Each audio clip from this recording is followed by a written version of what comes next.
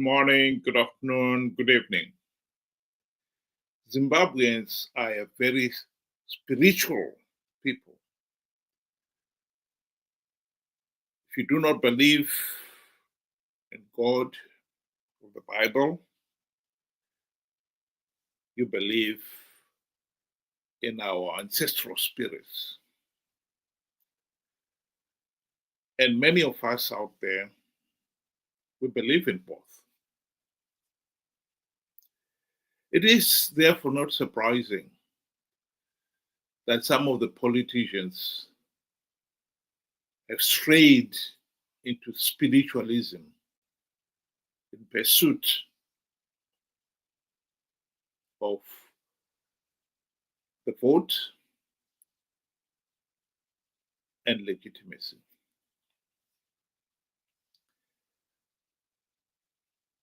Blessed is he who comes in the name of the Lord.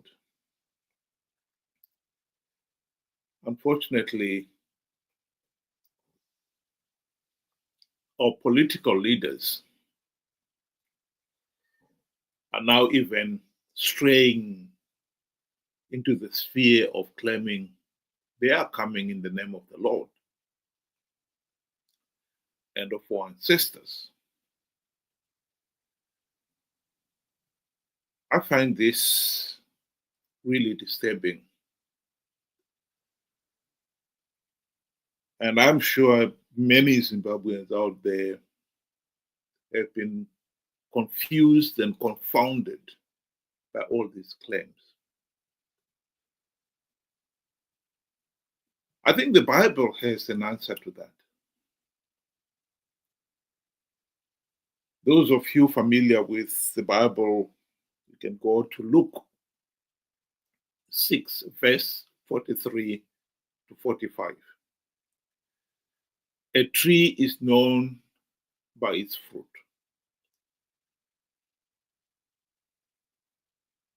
And I think that will help the nation make sense of all these sometimes unbelievable claims.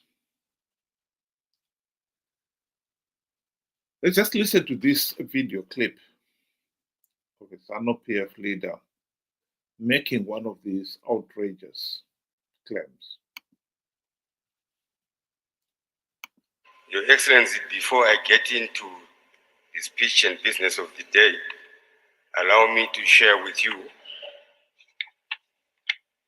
a dream I had for the past week. Your Excellency, Vision 2030 is a vision that came from God through you. Vision 2030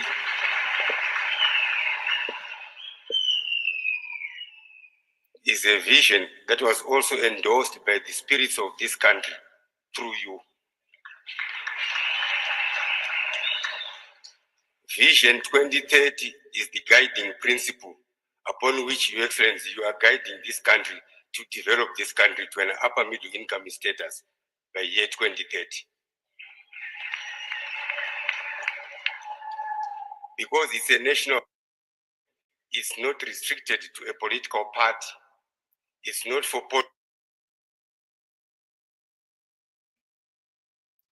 the religious sector, Zimbabweans from the politicians in general, every Zimbabwean in Zimbabwe and outside Zimbabwe is for Vision 2030.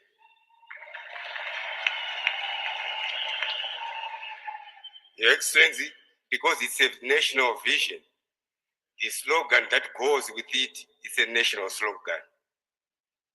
Allow me, Your Excellency, therefore, kuti ndiparure chirongwa ichochi nekuti ndo chine mhepo iri muno, mhepo yemufaro, mhepo yemadzimambo edu, mhepo yaMwari, Mambo Jesu ari muno nesu, kusvika kwamaita mabvumaya nemhepo iyo, Your Excellency.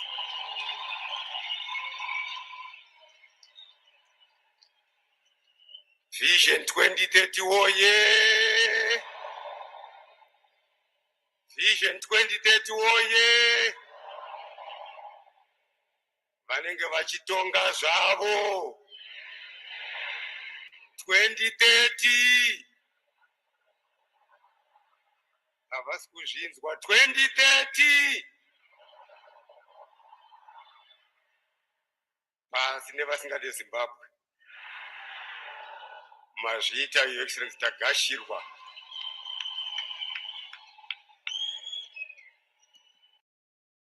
I am not religious, but I find this kind of brainwashing to be blasphemous, to say the very least. I have been brought up to believe that the Bible and the God of the Bible is a God of love.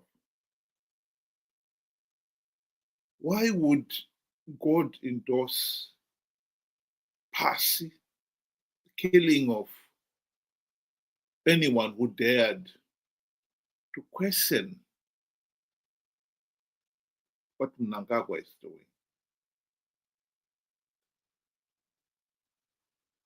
This is founded on the belief that ZANU-PF has a divine right to rule. And I question that. And we must question that. No one has the divine right to rule Zimbabwe. We started on the right footing. Before independence, we were all calling for one man, one vote. Freedom for everyone.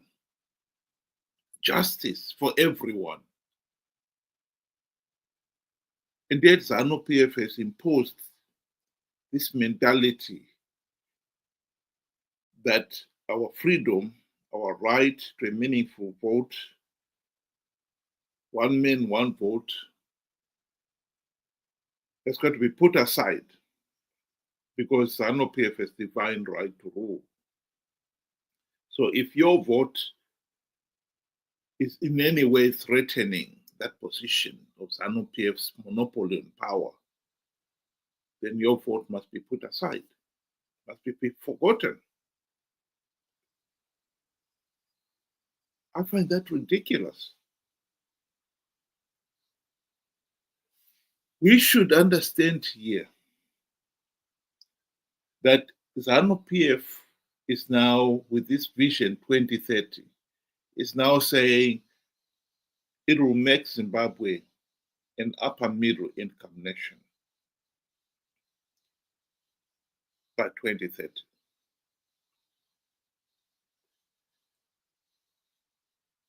To start with, we should dismiss this whole argument that our right to a meaningful say is in any way associated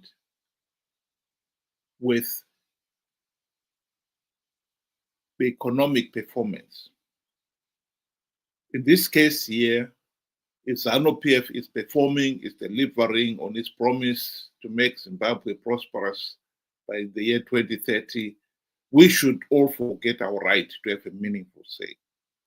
It has never been a conditional right. You exercise it only if the government of the day is failing to deliver. Even if it was delivering, our right to a meaningful say in the governance of the country is a divine right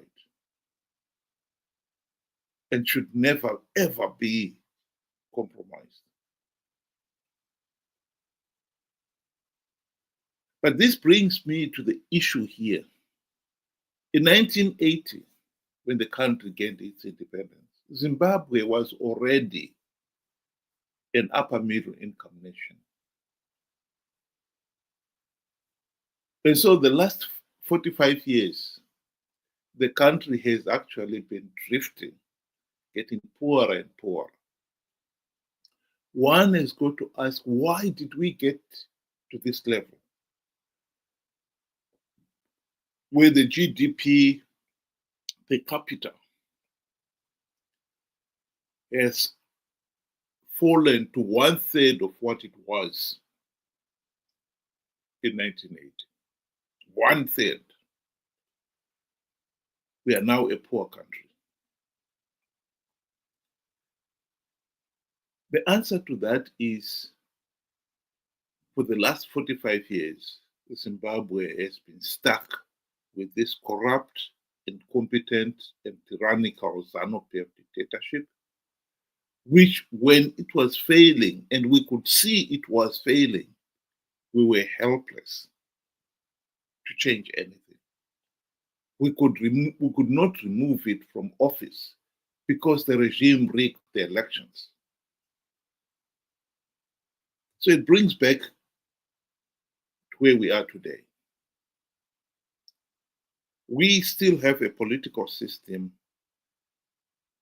that allows ZANU-PF to blatantly rig elections. We have not corrected anything. SADC and the AU condemned 2023 elections as flawed and illegitimate. And we have not implemented any reforms. Mnangagwa has not implemented even one token reform. And indeed, he wants to extend his illegitimate rule beyond the 2028 elections, when there's supposed to be fresh elections.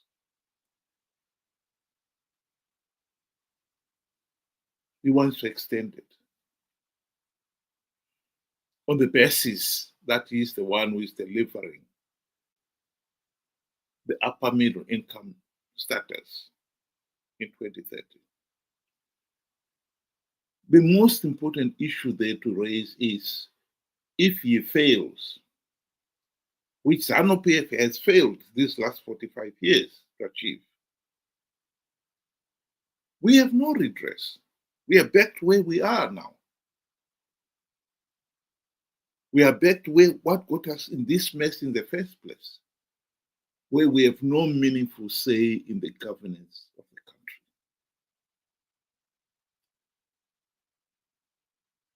In Luke 6, verse 43 to 45,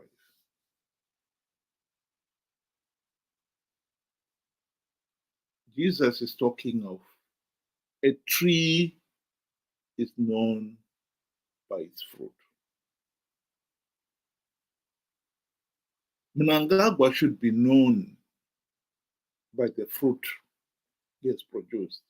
He has been in ZANU-PF in one form or another the last 45 years.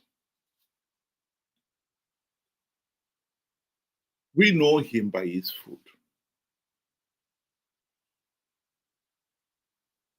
Here is Mnangagwa boasting about his role in the 2008 elections.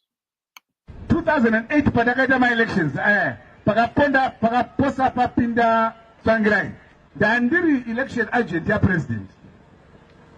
Ma-results abuda tiri party headquarters. Vamutasa vanga vari secretary vedu ve-administration. Vamutasa muripi ndafona. Ndiri kwarusapi. Komo gwenda kwarusapi seka ma-results achibuda kudai. Vanga aiwa zvako izvo Mnangagwa ndezvako endaenda kumusha. Office vanga vabisa zvinhu zvavo zvose. Watofunga kuti zani yadini yaparara. President ofona zvakamira sei? Kati ndomamira zvakaita takatodini katida sei manje? Mama ndikati abvudzai baba ntaurira baba gadzirai politburo, cabinet. Musarangarira zvimwe zvinhu, gadzirai chi cabinet. Asi nangoda kuti muzive kuti 2008 ma-results abuda vamutasa vakatiza. As a country we face a generational transition. Vana vesa vari kuma below 35, they are crying out for help. The country is in a mess. Arusuru, we know we are inheriting a mess. We know this country has been left with nothing. I'm assuring you that starting from tomorrow, you'll see a different nation from what you have seen or read on the news about these results and everything. Where we are going ahead there, the situation will be very different. What we said to our people, they could not see with their own eyes. We are going to act as we see it fit. We are prepared to go the whole distance.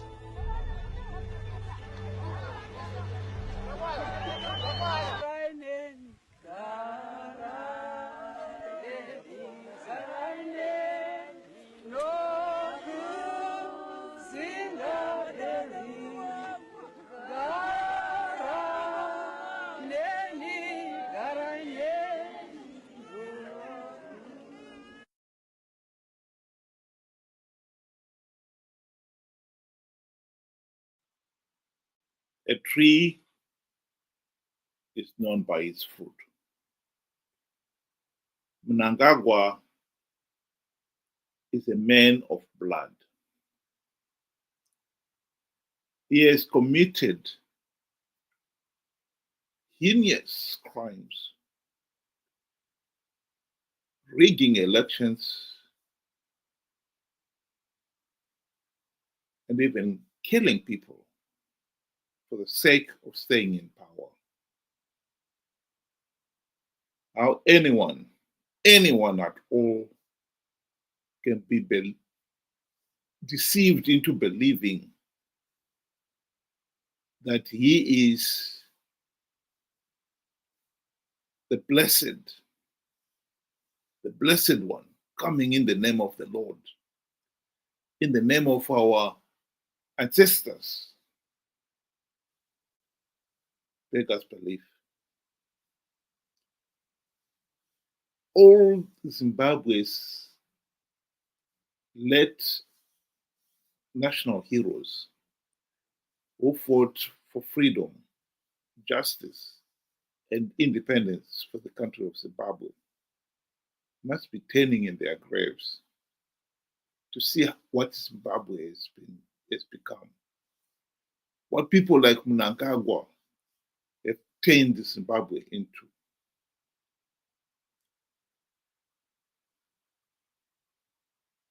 And when individuals pretend that they are having inspired dreams to allow Mnangagwa to continue in office, beggars belief. For his role in the 2008 electoral coup alone, Mnangagwa should be in prison and not in State House. And to be advocating for him to extend his stay in State House when we know that he blatantly rigged the last elections, beggars belief.